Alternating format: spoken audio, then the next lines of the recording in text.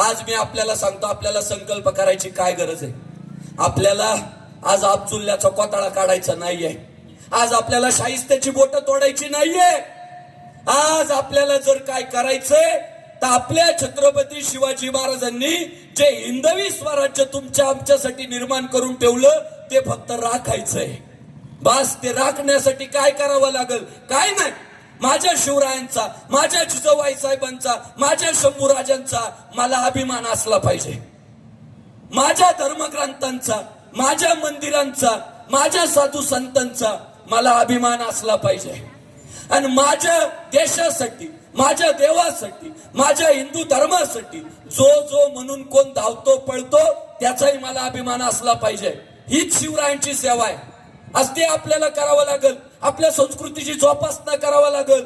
एखादी मुलगी जर गाण्यांवर रील बनवत असेल, वेगवेगळे डान्स बसवून, तर त्या माझ्या बहिणीला विनंती आहे, बाई 10 रील तू मनोरंजनासाठी बनव, पण 11वा रील ना तू माझ्या छत्रपती शिवाजी महाराजांसाठी बनव. ती स्वराज्याची सेवा आहे. आमचा एखादा भाऊ महिनाभर जॉबला जातो, उद्योग व्यवसाय करतो, सांभाळतो, त्याला विनंती आहे, महिन्यातला 1 दिवस फक्त शिवनेरीसाठी काढ. महिन्यातला 1 दिवस शिवरायांच्या काहीतरी सेवेसाठी काढ. ती आपल्या हिंदवी स्वराज्याची सेवा आहे. आणि आज ती काळाची गरज आहे. शिवरायांनी काय काय करावं. त्या काळामध्ये जबरदस्तीचे धर्मांतरण झालं. नेतोजी पालकरांचं झालं, बाजाजी निंबाळकरांचं झालं. दादा, या मुघली आक्रमणकर्त्यांनी इथली संस्कृती, इथला धर्म संपवण्यासाठी काय काय नाही केलं. मानेवर सुरे ठेवून आपले लोक धर्मांतरित केले. नेतोजी पालकर त्यात शिकार झाले. बाजाजी निंबाळकरांसारखे फलटणचे सेनापती त्यात शिकार झाले. पण शिवराय म्हटलं नाही, असं कोण धर्मांतरण करून कुणी बाटत नसतं. महाराष्ट्राच्या मातीत नाही, हिंदुस्थानाच्या मातीत पहिल्यांदा आपल्या हिंदू लोकांना जे धर्मांतरित केलं गेलं होतं त्यांची पुन्हा हिंदू धर्मात घरवापसी करण्याचं काम छत्रपती शिवाजी महाराजांनी केलं. आणि नुसती सहानुभूती मिळावी म्हणून नाही केलं. नाही मग माझी लोकप्रियता वाढल. अहो, स्वतःच्या पोरी त्यांच्या घराण्यात दिल्या. नेतोजी पालकरांच्या घरात स्वतःची पोरगी देऊन टाकली. बाजाजी निंबाळकरांच्या घरात स्वतःची पोरगी देऊन टाकली. माझी शरद दादांना विनंती, या निमित्तानं मी आज महाराष्ट्रातल्या प्रत्येक आमदाराला जाऊन विनंती करतोय की शिवरायांनी जर घरवापसी त्या काळात केली, या महाराष्ट्रात अशा कितीतरी आपले बांधव आहेत की जे पूर्वी हिंदू होते, त्यांचे वंशज, त्यांचे पूर्वज हे हिंदू आहेत, पण या परकीय आक्रमणकर्त्यांच्या काळात आपलेच बांधव त्या काळात धर्मांतरित झाले. त्यांनाही माहिती आहे, मान्य आहे, त्यांचं प्रेम भगव्या ध्वजावर आहे, त्यांचं प्रेम शिवरायांवर आहे, शंभूराजांवर आहे, त्यांचं प्रेम इथल्या मातीवर आहे. ते वंदे मातरम म्हणायला तयार आहे. माझी शरद दादांना विनंती आहे, तुम्ही शिवनेरीचे पट्टे एक महाराष्ट्रात आदर्श घडवा. आणि या शिवनेरीच्या पायथ्याला, या जुन्नरच्या भूमीत शेकडो वर्षापूर्वी जे आपली लोक परकीय धर्मांमध्ये धर्मांतरित झाली, त्या आपल्या बांधवांच्या घरवापसीचा कार्यक्रम शरद दादा तुम्ही घ्या. द्या ना त्यांना धर्म. अरे ते झाले, त्यांना मान्य, आम्ही याच मातीचे पुत्र आहे. मग का त्यांच्यावर अन्याय, का त्यांच्या महिलांवर अन्याय, का त्यांची संस्कृती बदलायची, विचारसरणी बदलावायची, त्यांचं राहणीमान बदलावायचं, का त्यांना उपेक्षा द्यायची. त्यांना पुन्हा जर शरद दादा तुमच्यासारख्या लोकांनी हिंदू धर्मात घरवापसी केली तर हा संग्राम भांडारे, तुम्हाला शब्द देतो, संग्राम बापू भांडारेची पोरगी त्या घरवापसी केलेल्या आपल्या हिंदू कुटुंबात देण्याची जबाबदारी संग्राम बापू भांडारेची. अरे राष्ट्र म्हणजे काय असतं? ज्याला इथल्या भूमीचा अभिमान आहे त्याला स्वीकारा. शिवरायांनी ते केलं, त्या शिवरायांचे आपण पाईक आहे. ही काळाच्या गरज आहे. सगळी भांडणं संपतील, सगळे वाद संपतील, सगळे एका भगव्या ध्वजाखाली एकत्रित येतील. आपण जबरदस्ती तर करत नाही. धान्याचं पोतं देऊन नाही बा, तांदळाचं पोतं घेऊन ख्रिश्चन होय, नाही बा तुला कापूनच टाकेल हिंदू होय, ते तर आपल्याला शिवरायांनी स्वीकारलं नाही. पण ज्यांना ज्यांना मान्य आहे आम्ही हिंदू आहे, आमचे पूर्वज हिंदू आहे, त्यांच्यावर का अन्याय, त्यांना पुन्हा हिंदू धर्मात जर आपण घेण्यात यशस्वी झालो तर खऱ्या अर्थानं हा शिवराज्याभिषेक यशस्वी होईल. समारोप करत असताना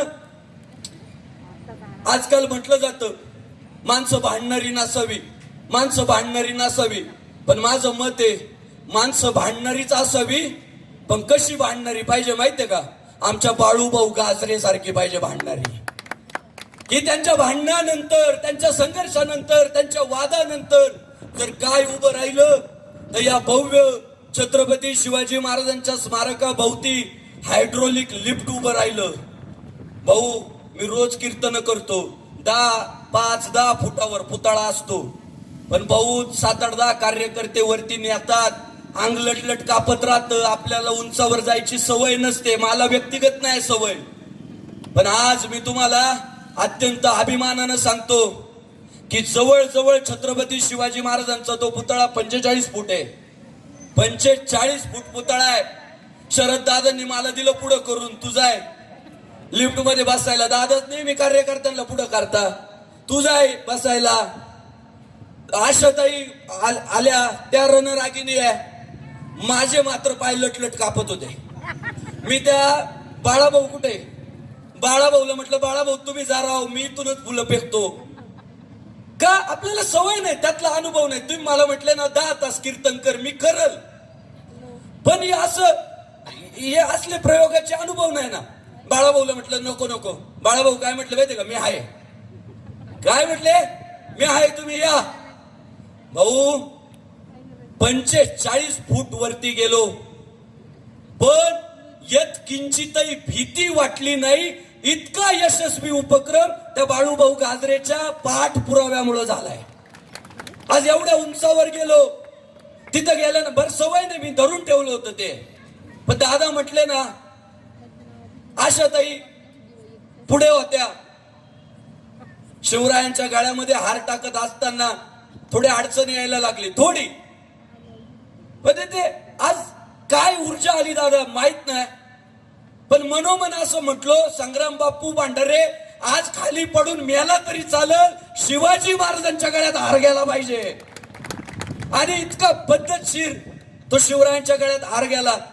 आज जास्त मंडळी होते लिफ्ट मध्ये, पण बाळूभाऊ गाजरेंनी हे जे परिश्रम घेतले, माझी शरद दादांना विनंती आहे, दादा अशा व्यक्तिमत्वांना पुढे आणणं आपल्या सगळ्यांची जबाबदारी आहे.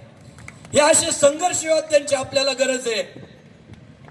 बाकी नुसती गाजर दाखवणारी असतात, पण आपले गाजरे कर्तृत्व करून दाखवणारे. आपले गाजरे गाजर दाखवणारे नाहीये, त्याचे हाती घेतलं ते तडीच नेऊन दाखवणारे आपले गाजरे. बाळूभाऊचं मी मनापासून अभिनंदन करतो. बाकी किल्ले शिवनेरीचे आमदार शरद दादा खूप राबतायत, खूप धावतायत, खूप पाळतायत. मी नेहमी त्यांना म्हणत असतो, दादा तुम्ही सोशल मीडियावर जरा फोकस करा, फोटो काढत जा, रील काढत जा. म्हणतात बापू नाही, हा शरद दादा सोनवणे जनसामान्यांमध्ये सुख दुःखात जाणारा नेता आहे. मला सोशल मीडियावर ऍडव्हर्टाईज करायला आवडत नाही. महाराष्ट्रात जन्माला आलेल्या व्यक्तीला वडू तुळापूरला जाऊन तिथली माती कपाळाला लावणं पण तितकंच महत्वाचं आहे. शिवनेरी असेल, रायगड असेल, वडू तुळापूर असेल, या महाराष्ट्रात जन्माला आलेल्या माणसांच्या धर्मपंढरी आहे, त्या पुण्यभूमी आहेत. मला जेव्हा समजलं की हिंदवी स्वराज्य संस्थापक छत्रपती शिवाजी महाराजांच्या राज्याभिषेक सोहळ्याच्या निमित्तानं जुन्नर भूमीमध्ये यायचंय, मी म्हणालो हे माझं भाग्य आहे, हे मी काहीतरी पूर्वजन्मी पुण्य केलंय आणि म्हणून मला राज्याभिषेक सोहळ्याच्या निमित्तानं तिथे जाऊन शिवरायांची सेवा करायला मिळतीये, हे मी माझं भाग्य समजतो. तुम्ही विचार करा, या भूमीत येणारे जर भाग्यवान असतील, या भूमीचं ज्यांना ज्यांना दर्शन होतं, या शिवनेरी परिसराचं, ते जर भाग्यवान असतील, तर तुमच्या सगळ्यांचा जन्म या पुण्यभूमीत झाला, तुम्ही किती भाग्यवान असाल.